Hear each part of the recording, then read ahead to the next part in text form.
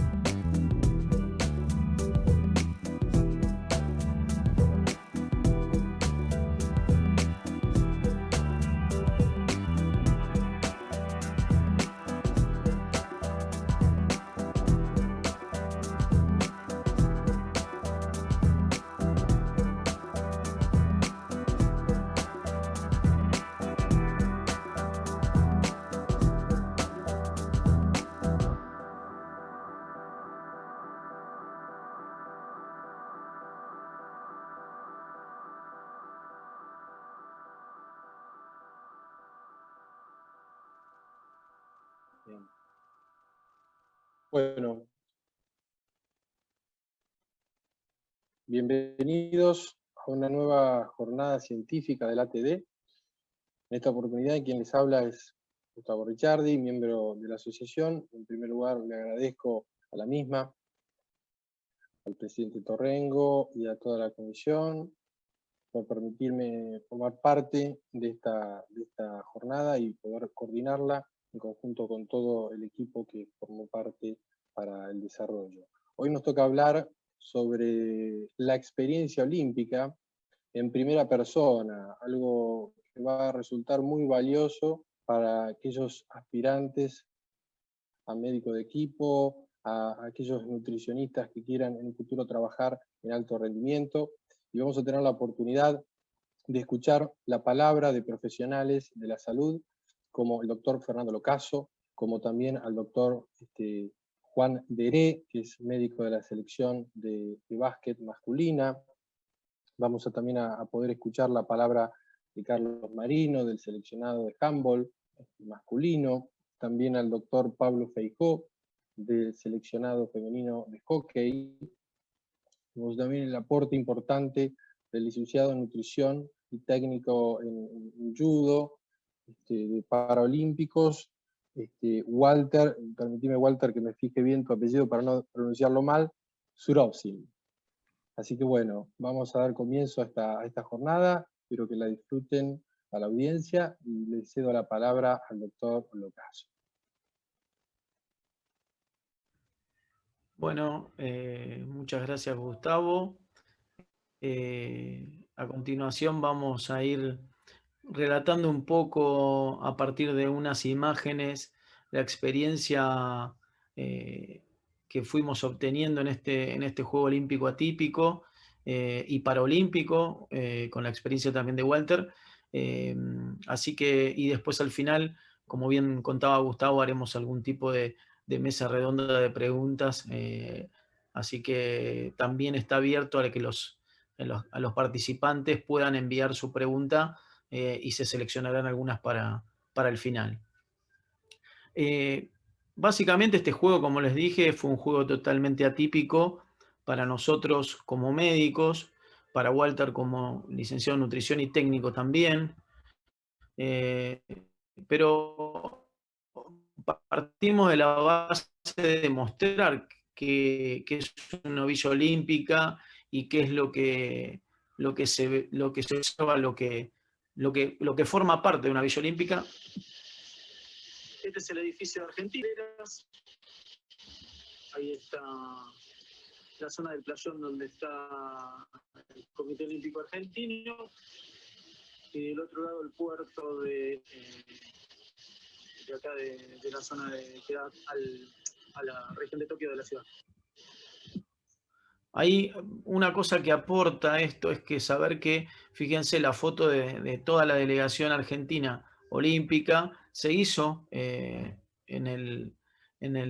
enfrente al edificio. Ustedes verán que hay un montón de edificios donde nosotros compartíamos con Italia básicamente el edificio y a diferencia de otros juegos no pudimos participar de lo que fue nosotros como oficiales la ceremonia inaugural. Solamente pudieron acudir los deportistas y algunos miembros del Comité Olímpico. Eso fue una diferencia marcada con otros Juegos Olímpicos para disminuir la cantidad de personas que acudían a la ceremonia inaugural, en la cual obviamente no hubo público. Otra diferencia grande con los Juegos Olímpicos que han pasado fue el tema de los testeos permanentes, diarios, que se realizaban al ingresar a Japón. Cualquiera que ha hecho una gira previa, una estadía previa en Japón, debía llegar con 2 testeos PCR negativos en las últimas 96 horas y un seguimiento de los últimos 14 días antes de entrar a la villa. Ahí claramente se ven esos tubos, que eran los tubos para depositar la saliva, aproximadamente entre 3 y 5 mililitros de saliva había que colocar todos los días y eso se llevaba a testear de cada deportista y de cada oficial. La ventaja es que los deportistas tenían todos los tubos y los oficiales teníamos que ir a buscarlos para nosotros aproximadamente entre 3 y 5 días, y eso se entregaba en un lugar que ahora van a ver en la imagen.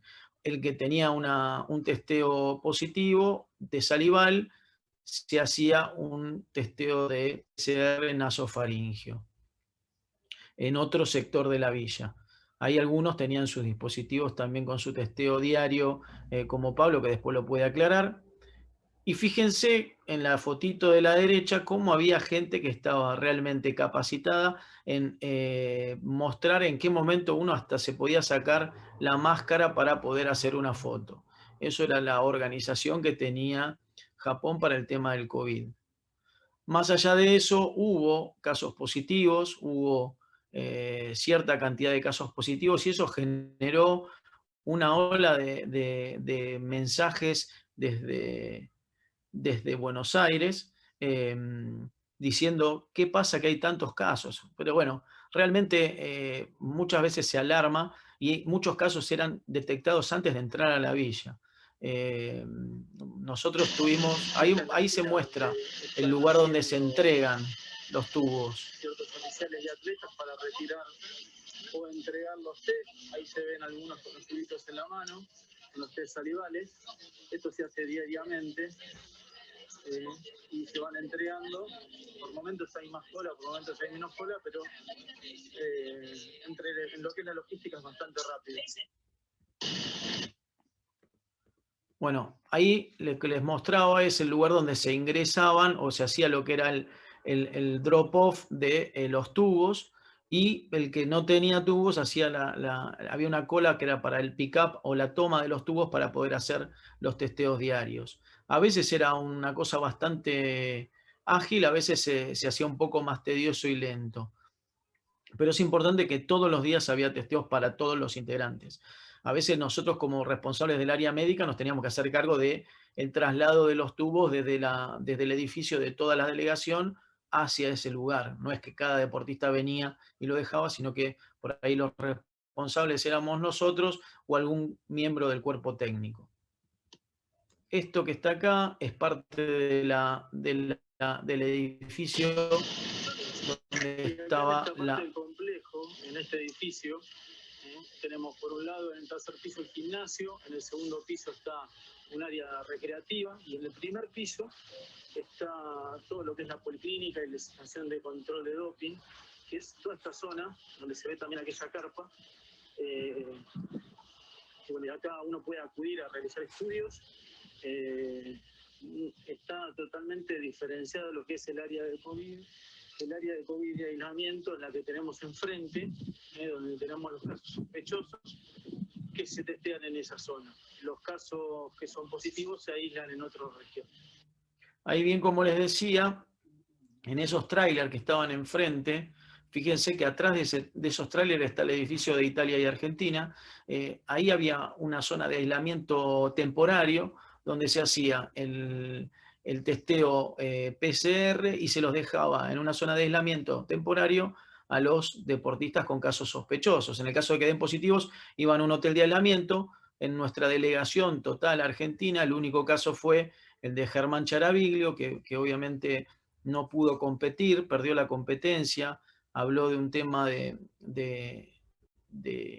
un aislamiento bastante duro porque la habitación era pequeña, no tenía contacto con nadie, le dejaban la comida en la puerta o tenía que ir a buscar ciertos elementos para hidratación en un lugar donde estaba solo. Tuve la suerte de hablar con Germán cuando salió del aislamiento ya los últimos días y obviamente estaba bastante golpeado por el tema de haber perdido no solo 3 años en la preparación para la clasificación, sino estos últimos 2 años para la competencia por un contagio de COVID. Así que lamentablemente fue una situación dura para él y nos pudo transmitir esa experiencia.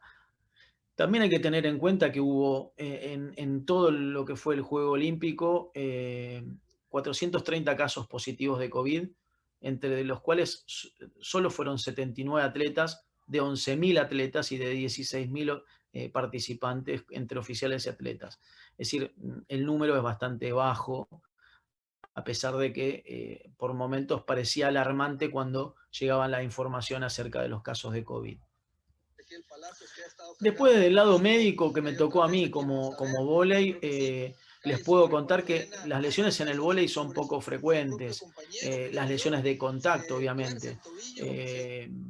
Generalmente las lesiones que tenemos en el vóley son lesiones por sobreuso o sobrecarga. Solamente tuvimos esta lesión de Ezequiel Palacio, que fue un esguince de tobillo por una fase de landing en la caída en una situación de bloqueo. Que compartió el apoyo entre un oponente que fue Juan Torena y un compañero que fue Sebastián Solé. Y después tuvimos tendinopatías, que es algo común que les decía que ocurre frecuentemente en nuestra selección, en nuestro deporte. Y en el caso de las chicas de las Panteras tuvimos una lesión parcial del tendón de Aquiles, que ahí se ve en la ecografía dinámica una zona bien hipoecoica, donde se ve la lesión parcial.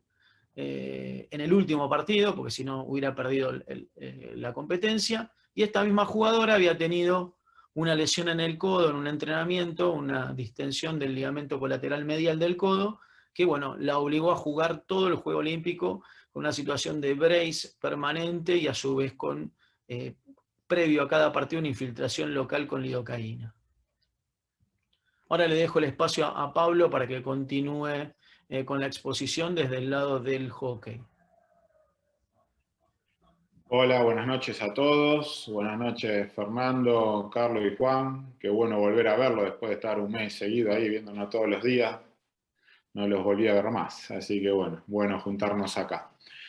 Bueno, como decía Fernando, fue un juego atípico, frase que van a decir todos los que me sucedan. El tema del COVID fue preponderante, fue lo que nos marcó todos los días, todo el tiempo. Y como decía Fernando, esto comenzó antes del Juego Olímpico. Ya en la gira previa uno tenía que tener un cuidado excepcional en los jugadores. Nosotros particularmente hicimos la gira de preparación en España. Llegamos a un lugar de verano, en una ciudad turística como Valencia, a hacer 10 días de entrenamiento y de partidos amistosos. Llegamos a una etapa en España donde ya estaban relajados con el COVID. La semana que llegamos justo autorizaban a no usar más mascarilla en la calle, no era obligatorio. Y a partir de ahí los casos en España, como todos sabemos, empezaron a tener como una, no sé, tercera, cuarta ola, no sé por qué ola iban en España ya. y a lo cual a nosotros nos dejó en una situación de mucho riesgo, a la cual por ahí los jugadores, cuerpo técnico, ya estábamos todos pensando que el tema de COVID lo habíamos dejado acá en Buenos Aires, y no, creo que estábamos en una situación más de riesgo que acá. Así que bueno, esa foto que mostraba Fernando era de los testeos que llevamos nosotros desde Buenos Aires y que lo teníamos que realizar antes de cada partido amistoso. Nosotros nos exigíamos entre los equipos de buena fe. El médico del equipo de España hacía todos los testeos 2 horas antes de ir a jugar el partido y me mandaba la foto de sus testeos, y yo hacía lo mismo. Así que previo a cada amistoso habíamos realizado testeos. Después, antes de salir para Japón, ya Fernando explicó cuál era el procedimiento de los testeos. Y una vez llegado en Japón también nos encontramos con una encrucijada que Fernando comentó, que es la de la fiesta inaugural. La verdad que la fiesta inaugural para todo participante de un Juego Olímpico es prácticamente algo inolvidable. Yo no pude participar ni en la de Río ni en esta. Ya en Río habían acortado a los oficiales a la mitad, y acá en Tokio directamente no podían ir los oficiales. Nosotros teníamos 2 equipos compitiendo, que eran los varones y las mujeres. El equipo de varones competía al otro día de la fiesta inaugural a las 10 de la mañana, o sea que ya estaba decidido de antemano que no iban a ir. Y el equipo de mujeres participaba recién al otro día de la fiesta inaugural, o sea que podían ir tranquilamente. Una vez que estuvimos en Tokio la semana previa, y con esto que se comentaba, que los casos eran cada vez más resonantes en la villa, llegaban preguntas desde Buenos Aires, nos sentamos con el cuerpo técnico y a preguntarnos, che, ¿qué hacemos con la fiesta inaugural? ¿Las dejamos ir? ¿No las dejamos ir? Son gente adulta, ¿no? Todas las jugadoras. No les podíamos prohibir. Bueno, entonces lo que, encima viendo 11 debutantes en el equipo, 11 debutantes olímpicas. Entonces, bueno, la verdad que apelamos a la madurez del equipo, nos sentamos un día con todo el equipo, el entrenador y yo como referente médico, a explicarles todo lo pro que tenía ir a la fiesta inaugural, que era todo la alegría y el disfrute que podían tener ella, y toda la contra que podía llegar a tener ir ahí y que una vuelva positiva, que principalmente era tirar el Juego Olímpico y todo el esfuerzo de estos 4 años. Y nada, lo decidieron ellas, y bueno, yo creo que hicieron una decisión muy adulta y madura y decidieron no ir, con todo el dolor del alma que yo sabía que les iba a causar. Decidieron quedarse y no participar de esa fiesta. Así que bueno, una vez así, ya estábamos todos metidos en el Juego Olímpico y empezar a competir. Acá tengo imágenes, como mostró Fernando, una muy buena recorrida de la villa, y le mostró el policlínico por fuera. Yo se los voy a mostrar por dentro porque yo lo usé mucho, el policlínico. Yo ya casi pedía un nombramiento ahí adentro.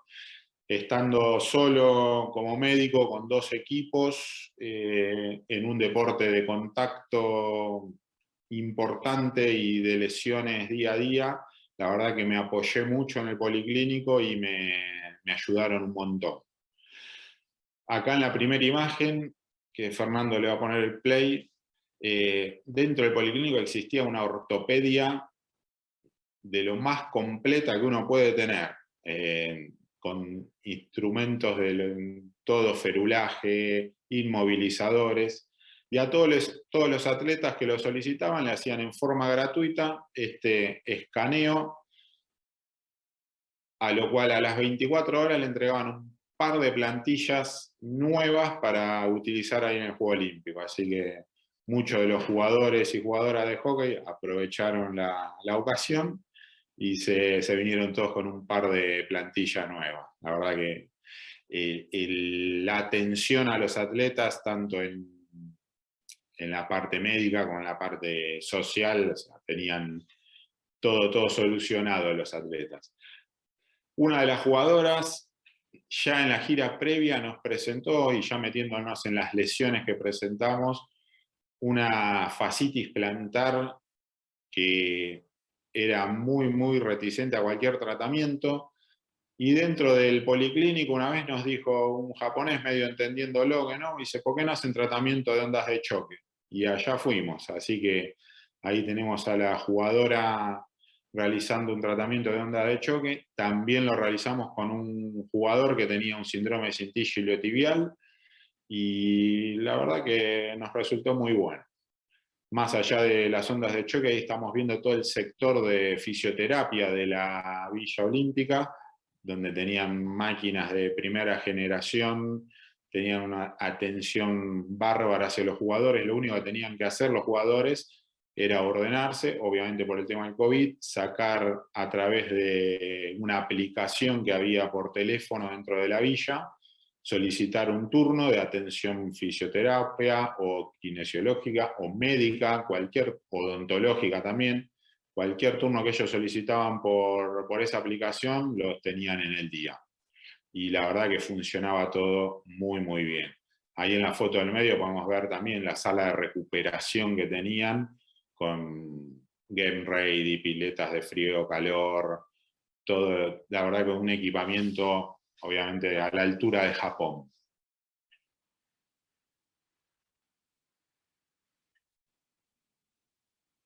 Pasamos a la siguiente. Bueno, bárbaro, Pablo. Perdón. No, nada, la verdad que bueno, Continúa. más allá de por ahí el segmento mío, que era más describir el policlínico, que sé que Carlos vos también lo usaste, nada, dentro del policlínico teníamos resonador, tomógrafo, ecografía, sala de primeros auxilios, como dijo Fernando, estaba muy bien distribuido con respecto al COVID, todos los casos de COVID se atendían enfrente. Así que la verdad que fue una ayuda, por lo menos para mí, buenísima la del Policlínico de la Villa. Y dentro de lo que fue el juego en sí, la verdad, a pesar de ser un deporte de contacto y peligroso, no tuve grandes riesgos. Nada, en la semifinal, un TEC leve con una herida cortante mínima, a la cual le hicimos un vendaje compresivo y la jugadora pudo continuar. De hecho, era nuestra arma letal, era la tiradora de corner corto, así que la teníamos que tener rápido en la cancha. Eso también es lo que genera, ¿no?, este vértigo a cualquiera de nosotros, estar en esa posición, tener al jugador que se corte, que se lastima o que se dobla, tratar de tenerlo en 35 segundos adentro de la cancha. Así que la verdad que en ese sentido los kinesiólogos, por lo menos a mí, también me ayudan un montón. Y bueno, gracias a Dios, ahí se ve a las chicas felices y contentas en el podio. El resultado de todo el esfuerzo está ahí plasmado y bueno, todos contentos.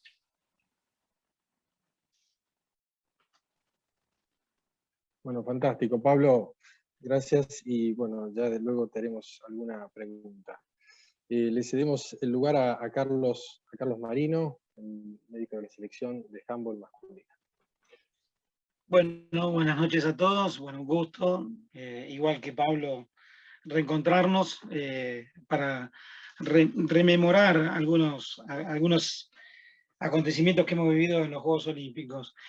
En lo que refiere a la selección nacional de handball, nosotros, este era nuestro tercer Juego Olímpico.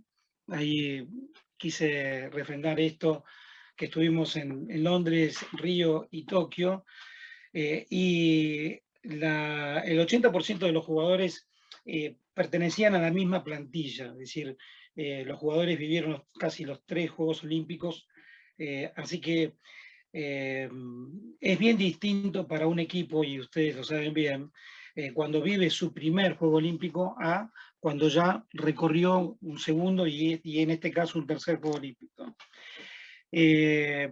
No voy a repetir lo diferente y las complicaciones que tuvimos por la pandemia, pero sí voy a hacer referencia a que nuestra selección tuvo que competir en un mundial en enero y en un Juego Olímpico en julio. Así que estos dos eventos que son los más importantes que tenemos, los hemos vivido prácticamente en menos de medio año.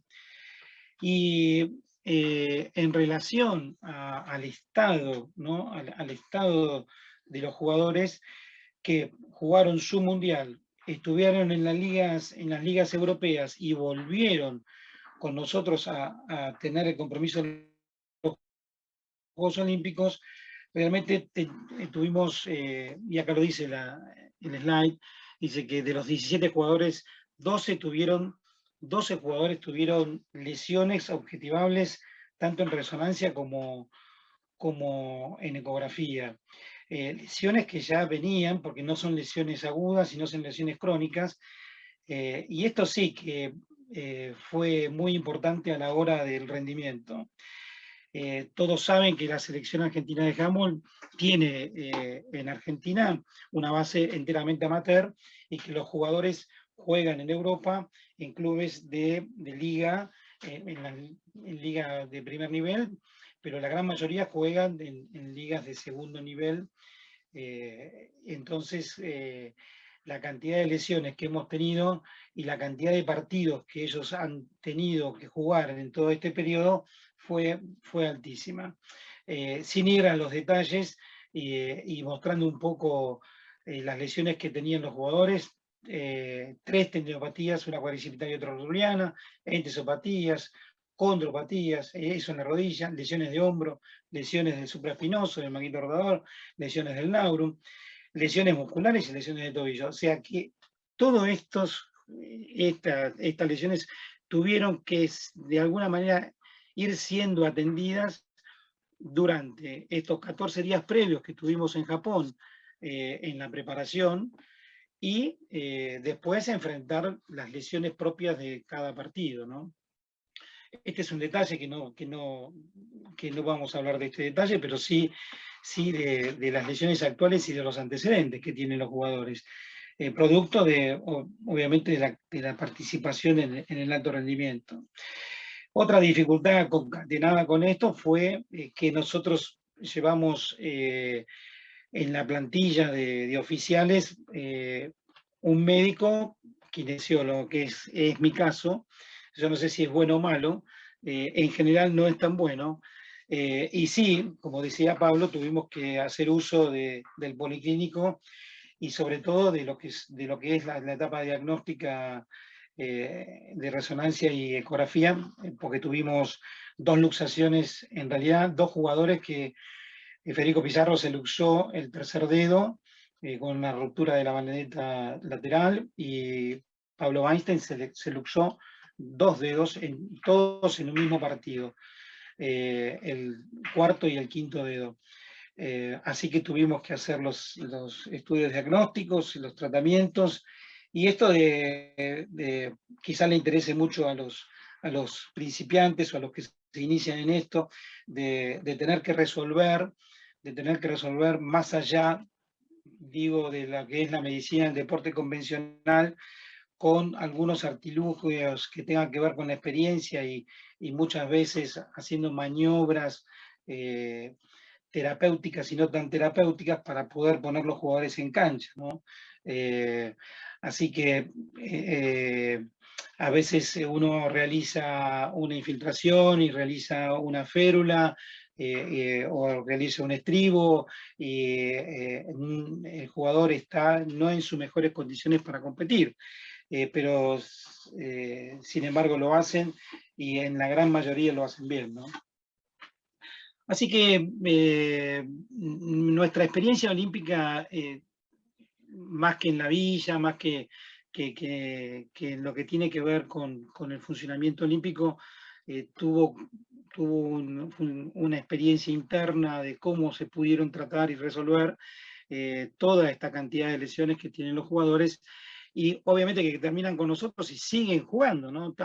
Ahora tenían su pretemporada de 15 días y vuelven a jugar a sus clubes. Así que hay que seguir cuidando a los jugadores.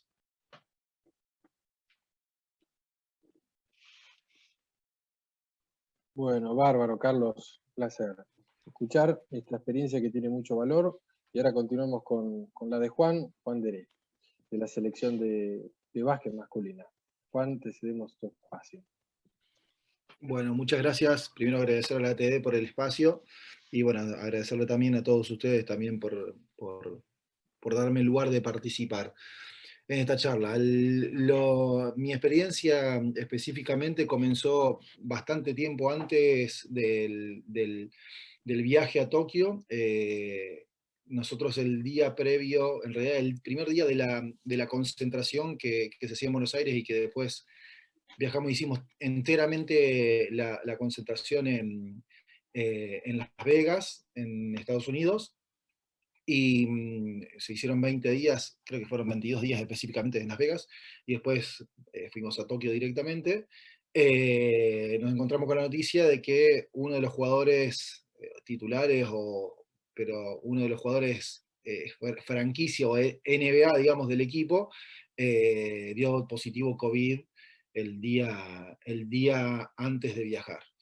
Bueno, tuvimos bastantes ideas y vueltas, porque encima nos enteramos de esto, ese mismo día viajamos, tuve mucha ayuda, por suerte, de todo el cuerpo médico, con Diego Gripo y todo el resto de médicos y quines de la Confederación, para poder hacer a la distancia todo lo que se necesitara para que este jugador pueda nuevamente estar en competencia.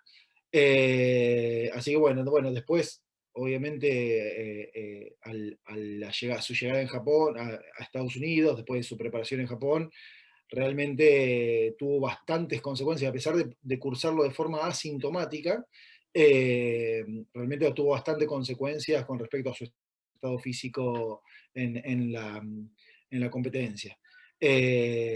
Así que bueno, es el COVID-19 que nos acompañó durante todo el evento y que formó parte, casi fue el actor principal de estos Juegos Olímpicos, específicamente en el básquet, nos afectó desde un primer momento. Si pasamos a la otra diapositiva, también este es otro caso que es de uno de los entrenadores asistentes, que en el primer día del primer entrenamiento en Estados Unidos sufrió una ruptura de su tendón de Aquiles. Ahí se puede observar en la resonancia magnética la lesión. Y bueno, fue difícil el caso, porque justamente como médico de equipo uno tiene que poner en situación, darle al paciente, sea jugador o sea asistente o entrenador, darle el mejor tratamiento posible, pero con los tiempos de la competencia que apremian justamente. Específicamente con este entrenador asistente, si nosotros decidíamos un tratamiento quirúrgico, teníamos que hacerlo retornar a la Argentina y se perdía su Juego Olímpico. Y bueno, hablándolo con él, tomando la decisión en conjunto, y sabiendo que las lesiones de tendón de Aquiles tienen un espacio para el tratamiento conservador en ciertos casos especiales, bueno, se tomó la decisión de hacer un tratamiento conservador de la lesión del tendón de Aquiles. Tenía la característica, tenía una lesión bastante alta, entonces era justo en la unión miotendinosa. Ahí muestran la imagen que se consiguió un monopatín como para poder trasladarse dentro de la villa, para poder trasladarse también en Estados Unidos. Y la verdad, en Estados Unidos se consiguieron, esa bota que tiene puesta es algo increíble, se adapta a cualquier tamaño, se infla, uno le puede comprar, que eso se le consiguieron los tacos que uno los puede ir regulando en altura, o sea que sin necesidad de confeccionar un yeso. Y bueno, actualmente, hace una semana recibí una resonancia magnética de control a los 3 meses de la lesión, y con una cicatrización del tendón, así que bueno, la verdad, a pesar de que la decisión estuvo muy marcada por la competencia, evidentemente no, la evidencia científica para el tratamiento conservador todavía sigue teniendo un lugar. ¿Podemos pasar a la otra diapositiva, por favor?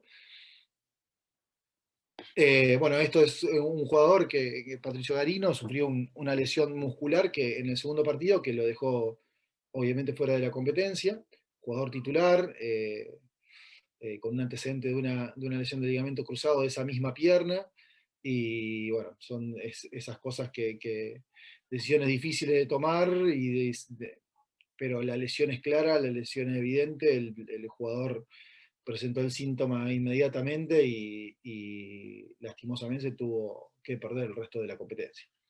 Pasemos por favor a la siguiente diapositiva.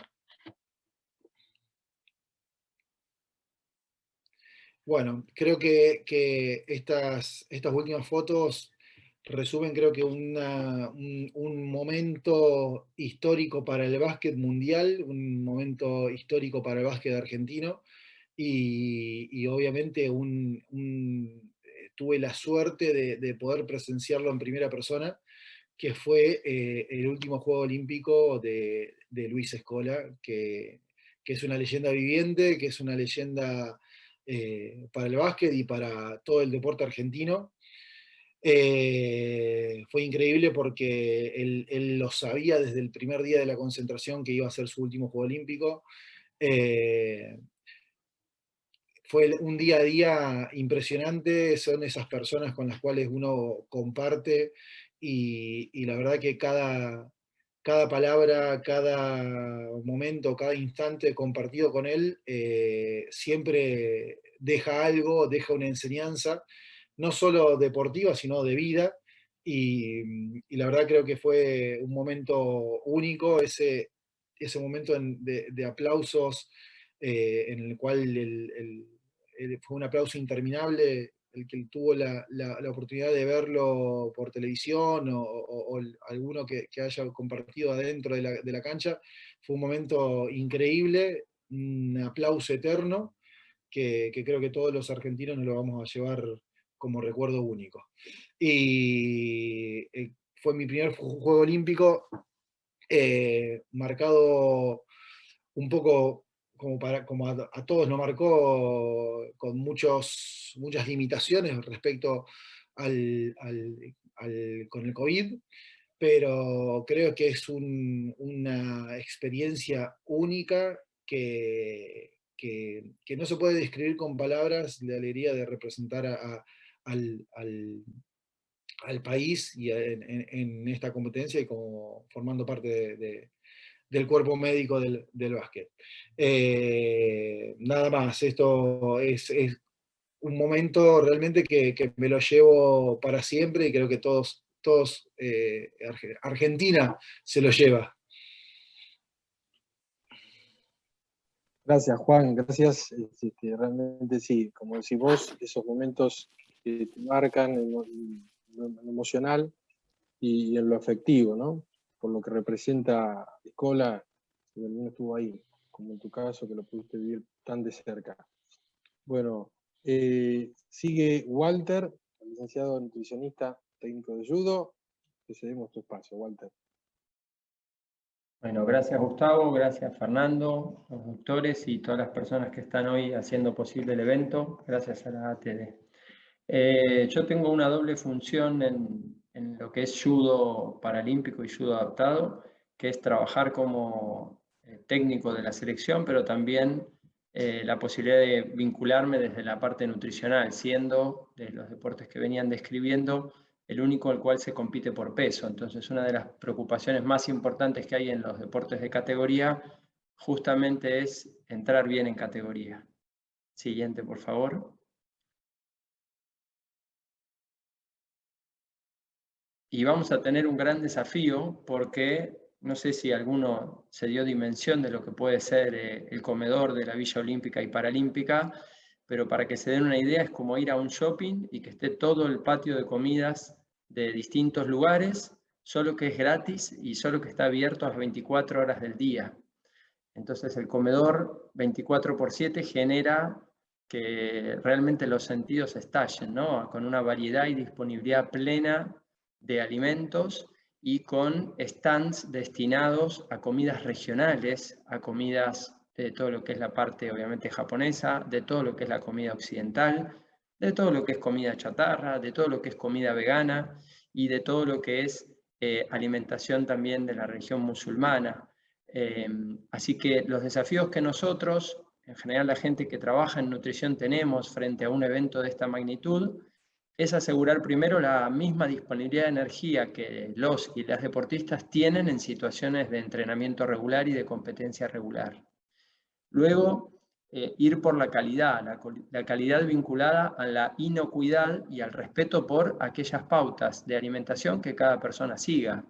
Muchas veces en las consideraciones nutricionales una de las primeras cosas que aprendemos es no probar nada nuevo en los días previos a la competencia, y la realidad es que la disponibilidad de comida es tan grande que cuesta no tentarse, digamos. Había de todo. Yo ahí rápidamente les comparto algunas fotos que estaban ahí, en donde las chicas que están arriba posando son chicas de un posgrado en agricultura de la localidad de Fukushima, donde fue el desastre nuclear de hará unos 20 años, y ellos desarrollaron todo un sistema de purificación del terreno y de mejor manejo del agua y de los alimentos para que esa ciudad que había estado devastada vuelva a producir alimentos. Así que gran parte de los alimentos que se proveyeron en la villa venían de la localidad de Fukushima. Muchas van a identificar algunas características que tenían todos los alimentos que estaban en idioma local, en inglés y en francés. Así establece el Comité Olímpico Internacional la forma de nomenclatura de todo lo que está en la villa. Y también hay un servicio de alimentación en donde trabajan colegas nutricionistas, pero fundamentalmente en todo lo que es lo referente a lo que nosotros llamamos ASA, que es la administración de un servicio de alimentación, como un gran comedor, en este caso de 2 pisos, de disponibilidad previa. Siguiente, por favor.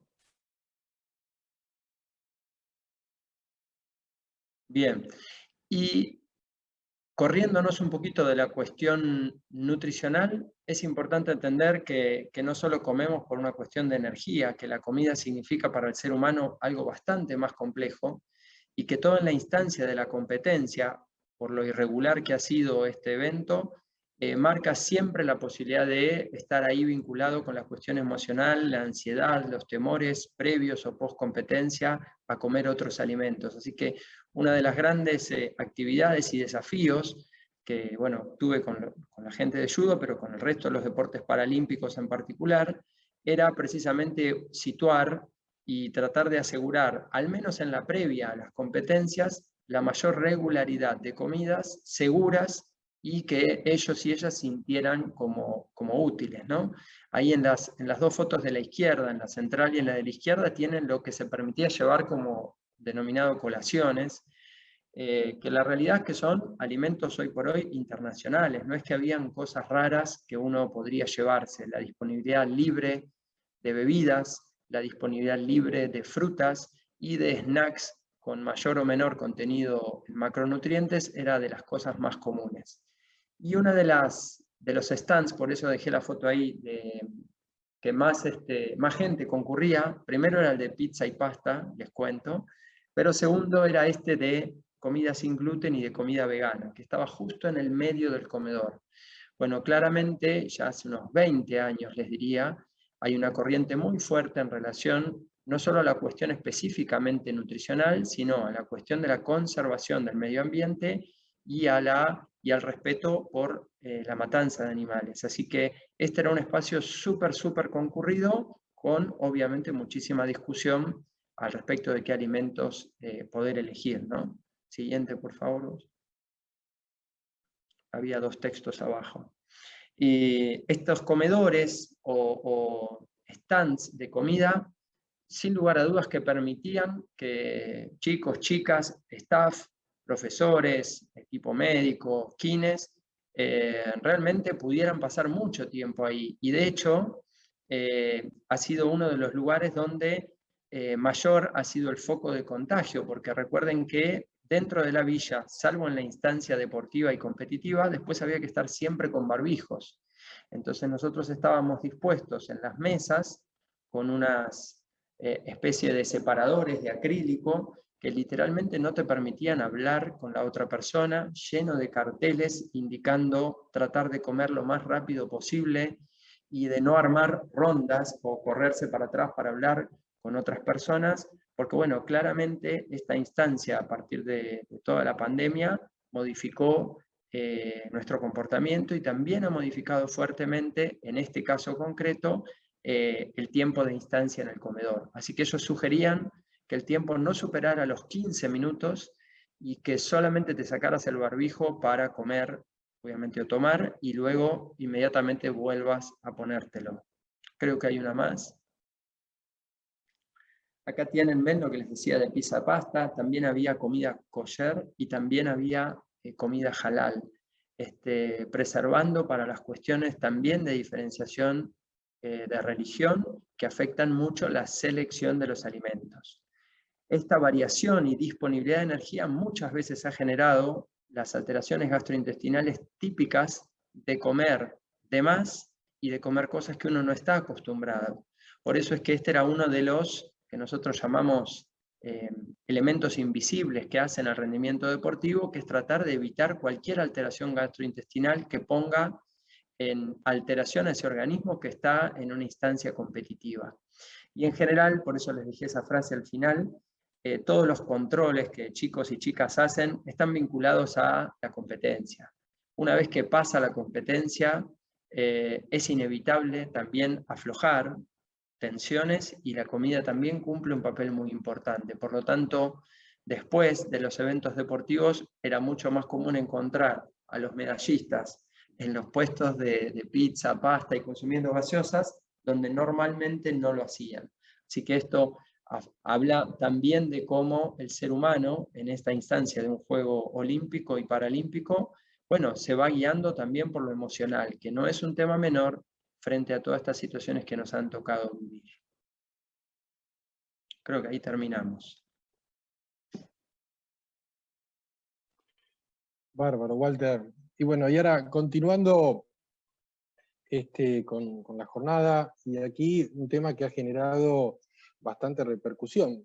Si bien, como decía Pablo en su presentación, y creo que todos coincidimos, el COVID era el gran cuco, el gran problema a llevar a cabo durante la transición de la Olimpiada, esto apareció y se propulsa y toma un valor importante para tomar en cuenta para futuras competencias y su importancia en la implementación, ya sea en un equipo, en un cuerpo de profesionales de la salud que están justamente acompañando al deportista o a los deportistas en aquellos deportes colectivos, ¿no? Como se ve aquí en este template, esta atleta estadounidense Simone Biles, con la sorprendente declaración y retiro de competencia. Por el otro lado, Djokovic queriendo mostrar una contrapartida y tomar valor con ese estado de, digamos, anímico, podríamos decir, esa cuestión psicológica que a veces influye en el rendimiento, ¿no es cierto? Yo creo que todos los del panel habrán tenido también en sus propios equipos y con sus atletas sus experiencias, y me animo a pedirte tu palabra, a Juan Deré con el caso de Escola, a Fernando también, a través de su experiencia con los altibajos que hubo al inicio de la Olimpiada. No sé si Juan querés comentar vos ese impacto que tuvo, ¿no? La situación del retiro y el rol que vos tenés que tomar en esa situación para sostener ese estado anímico colectivo, ¿no? Para seguir con el equipo arriba. Bueno, en el caso del retiro de Luis, bueno, era algo que ya todos lo sabían. Es más, el entrenador se tomó ahí el último minuto del partido contra Australia, que la verdad era un partido que ya estaba perdido, y bueno, como para que él tenga su homenaje. Yo creo que fue algo muy emotivo para todos, porque en realidad se cruzaron, por un lado, la emotividad o la tristeza por estar quedando afuera de un Juego Olímpico, con la alegría de compartir y de ser privilegiados, de estar en el momento de que se retire una historia viviente. La realidad es que Luis, cuando volvimos al vestuario, tomó la palabra y nada, se hizo cargo de la situación y dejó a todos sus compañeros, dejó su legado, digámoslo así, y la verdad tuvo mucha influencia su persona y las palabras que utilizó en ese momento, la verdad fue, más allá del momento del aplauso que lo vivió todo el mundo, lo que nosotros vivimos adentro de ese vestuario también fue algo increíble realmente. Vos, Fernando, en relación a la experiencia que tuviste que hacer reflotar también, ¿no? Desde tu lado médico, con esos resultados que no fueron tan positivos al inicio, con ese partido que se perdió con Brasil, ese primer partido.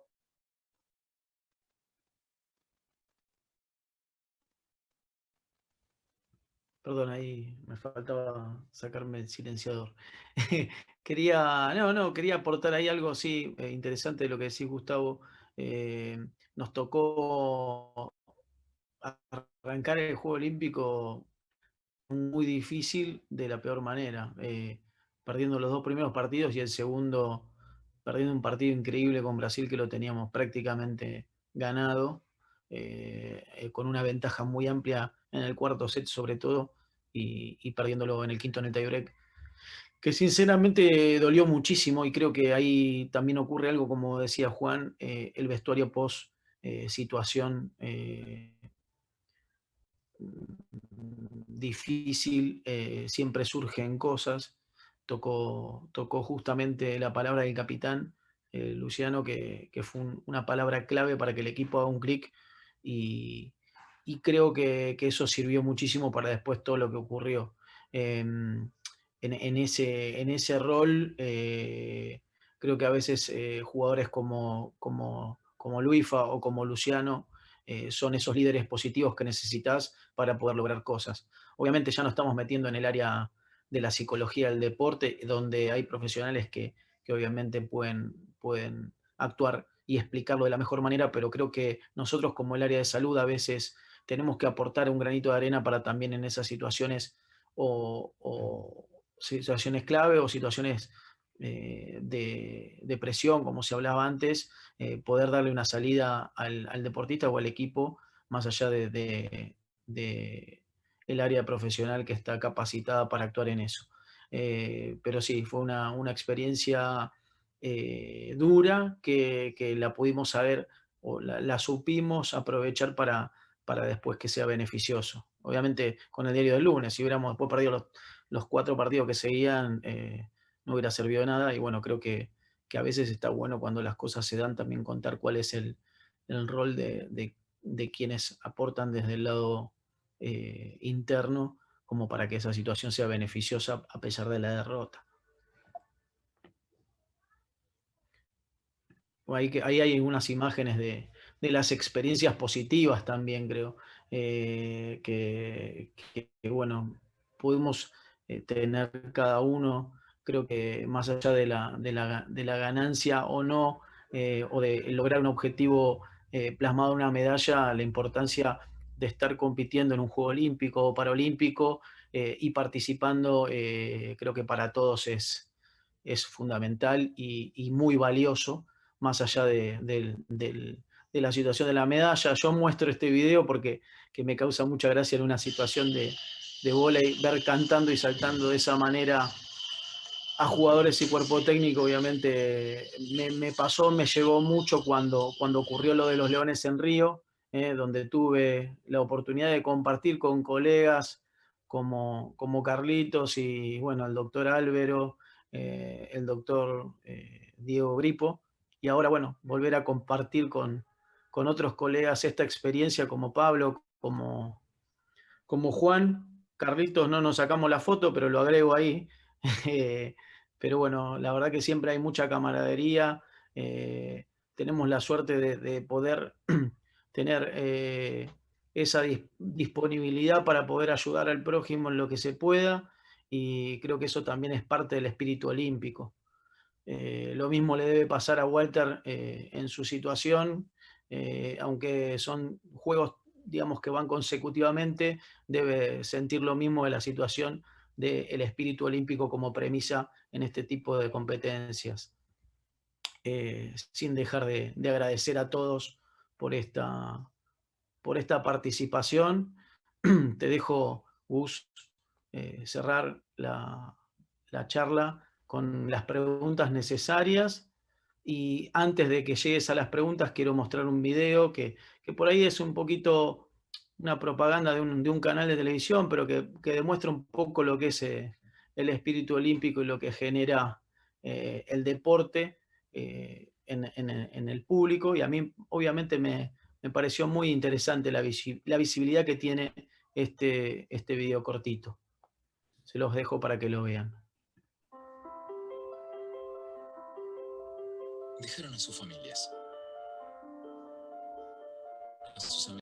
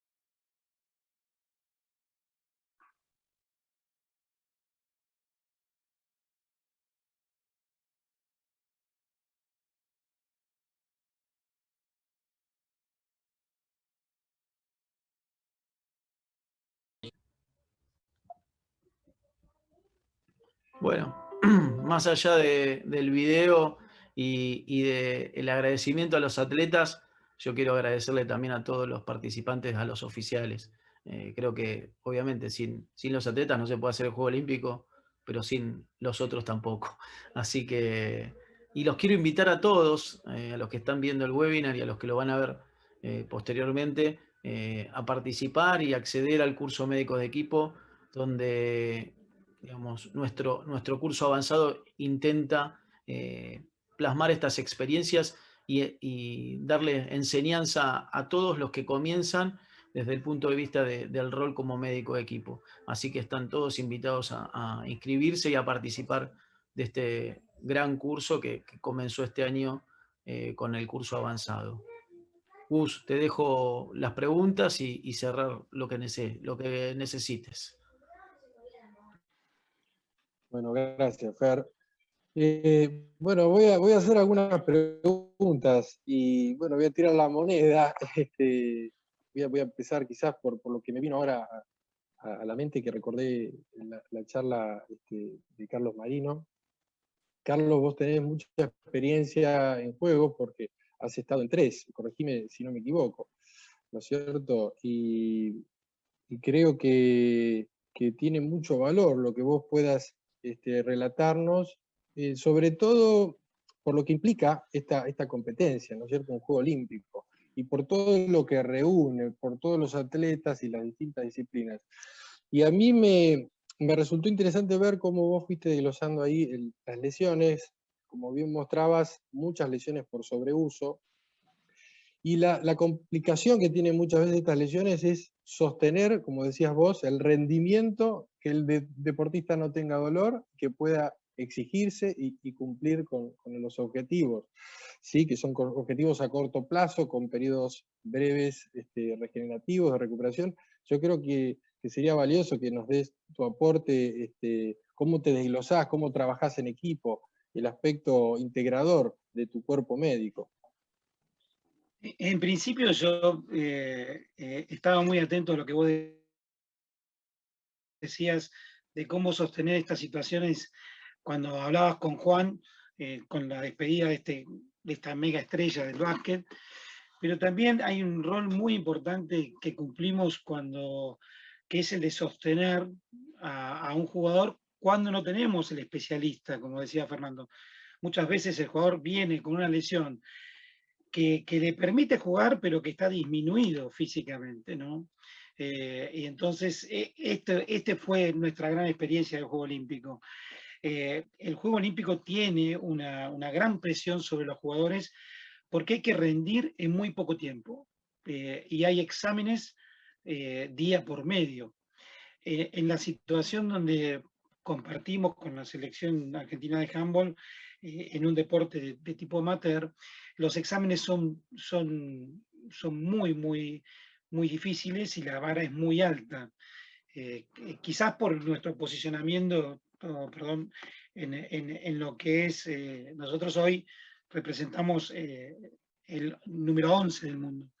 Cuando tenemos que competir en una zona donde está el primero, el tercero y el quinto, día por medio, estos exámenes son muy difíciles. Ahora, tenés que utilizar mucho la planificación, tenés que ser muy ordenado, tenés que darle a todos lo que necesitan y merecen en muy poco tiempo. Y ahí usamos la clínica, por ejemplo, de los Juegos Olímpicos, usamos todo el armamento técnico que tenemos para recuperar. Sabemos que muchas veces la recuperación no llega a ser al 100% y el jugador juega con todo lo que tiene en un disminuido frente a otros.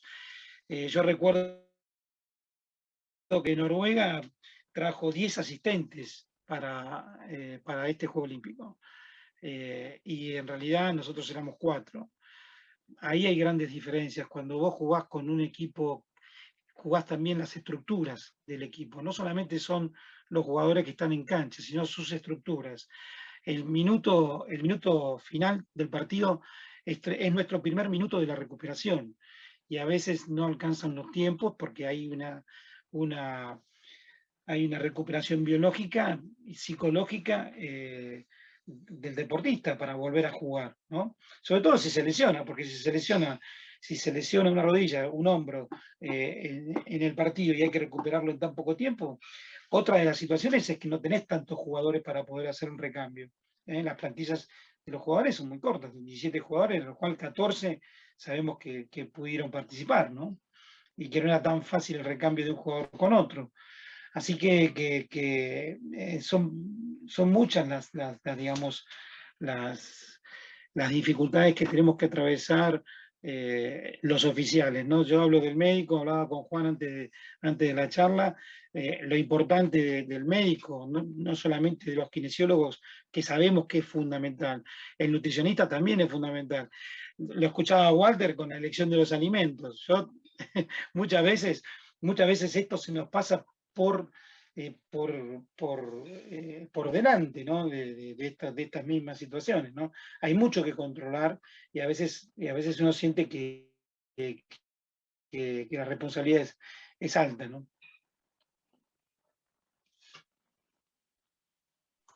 Claro que sí, Carlos, totalmente. Y vos lo decís que tenés mucha experiencia, ¿no? Me gustaría continuar con Juan, consultándole. Vos comentaste, Juan, que fue tu primer Juego Olímpico, y a mí me gustaría saber, y yo creo que también a mucha parte de la audiencia, digamos, cómo se prepara, ¿no? Un médico para semejante competencia, y después, a colación también de todo lo que nos fuiste mostrando en relación a las lesiones adentro y afuera de la cancha, o sea, con los que están participando activamente en el campo de juego y los que están afuera en otro rol. Digo, cómo esas cuestiones que pueden desenfocarte, ¿no es cierto?, de los jugadores plenamente y tenés que rendir de la misma manera. El dinamismo que tiene, ¿no?, un Juego Olímpico. Sí, totalmente. Bueno, el tema de la preparación comienza mucho antes de los juegos con respecto a todo lo que es insumos que uno tiene que llevar, de medicación, de instrumentos. Nosotros viajamos en total son 4 valijas médico-kinésicas completas de elementos para utilizar, y con 2 camillas portátiles, de estas camillas portátiles, digamos, para utilizar en tratamiento de los kines. Y bueno, obviamente uno lo prepara. Nosotros estamos en una charla de la Asociación Argentina de Traumatología del Deporte, y por ahí somos todos traumatólogos los que participamos de este evento, pero en realidad uno se transforma en médico clínico, porque en realidad uno muchas veces termina tratando patologías que están por fuera de lo que es el resorte traumatológico. Entonces, y bueno, el COVID-19 creo que a todos nos ha hecho volver a los libros, a estudiar, a leer y a informarnos, porque justamente primero somos médicos y después somos traumatólogos. Después, por supuesto, tuve en mi caso tuve varias lesiones que fueron traumatológicas y que bueno, pude estar a la altura de las circunstancias, pero muchas veces otras cosas, como el manejo del medio interno, diarreas, anginas y otro tipo de patología general, que son más del viajero más que de lo traumatológico en sí. Eso por un lado, con lo que es la preparación. Después, con respecto a las lesiones que fueron surgiendo, vos ponete a pensar que el equipo completo, el plantel completo de jugadores es de 12 jugadores en el básquet, de los cuales están 5 adentro de la cancha en el mismo momento. Y nosotros en total, el plantel completo que viajamos a Tokio, fuimos 22 personas adentro de la villa y 2 más afuera. Ahora, o sea, eran 24 personas, de las cuales son más oficiales que jugadores. Entonces, uno termina atendiendo mucho más a los extras, ¿no? a los jugadores, más que a los propios jugadores. Es así. Creo que, y como te decía previamente, uno lo prepara al juego, lo prepara desde mucho tiempo antes, que después uno termina dándose cuenta que terminás llevando cosas de más que te ocupan lugar, pero la realidad uno tiene que ir preparado con todo.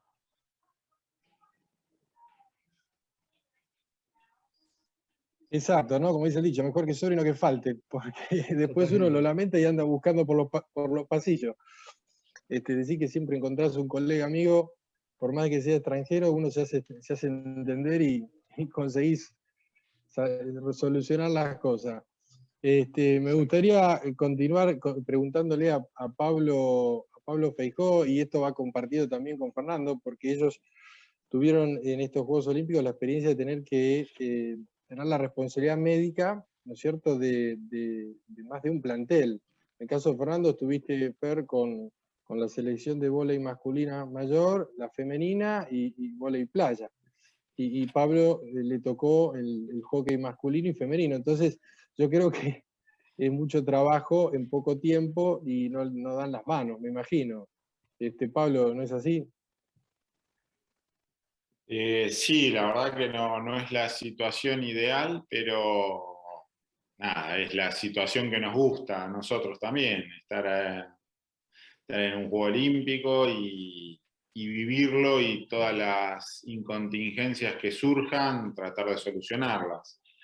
Como decía Juan, nosotros somos, aparte de traumatólogos, en ese caso clínicos, y no sé, Fernando, qué pensás, pero aparte nosotros viajamos con mujeres, así que imagínate, medicación de todo tipo hay que llevar, y estar con 2 equipos a la vez realmente fue por momentos agotador, porque te juega un equipo un día tal vez a la noche tarde y terminás llegando a la villa, y entre que comes y te vas a dormir es la 1 de la mañana, y a las 7 de la mañana tal vez te arranca el otro equipo que tiene que ir a jugar, y cuando no te tocan los 2 equipos el mismo día.